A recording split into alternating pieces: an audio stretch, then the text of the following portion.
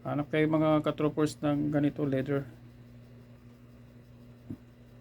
Gaya natin yung Mexican Bay. Shoutout kay Gilbert. Okay. Mexican yan, no?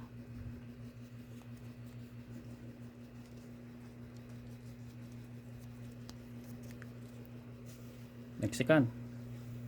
So, tanggalin natin itong Mexican, ano? Iwan natin si leather. Gamit tayo ng 12 inches. Wala na yung 18. Isang ikot ka lang, ha. Tapos lalim ka na. Pagka mataba yung paa, isang patong ka lang dyan. Lalagay mo na si MRM, ha, pagka mataba yung paa. Pero pagka mga pencil fit, pwede mo ikutan ng isa. Ganon. Wala nang tupi-tupi dyan kasi may leather na dyan. Okay? Ganon kabilis, ano. Matagal na to mga katroopers, pero hindi ko lang muna nilalabas. How many years na dahil kita mo sa 18 inches dahil tumas ng kilay, ano. Kung nilabas mo kagad yan, sablay na. Oo. Unti-unti natin. Kasi sa Mexico wala nang leather, wala nang sapin doon.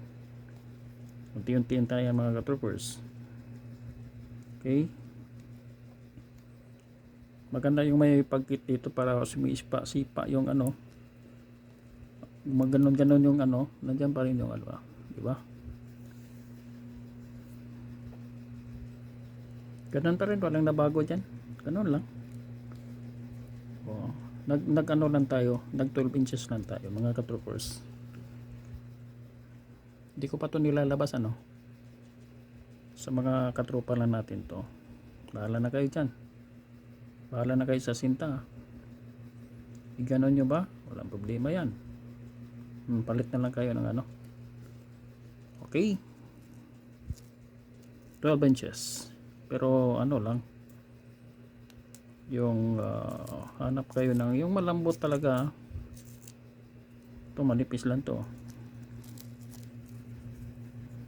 Yan o. Galing to kay Mang Karding Manaluto way back mga 2001 Tagal na, no? Buhay pa rin. Okay, thank you.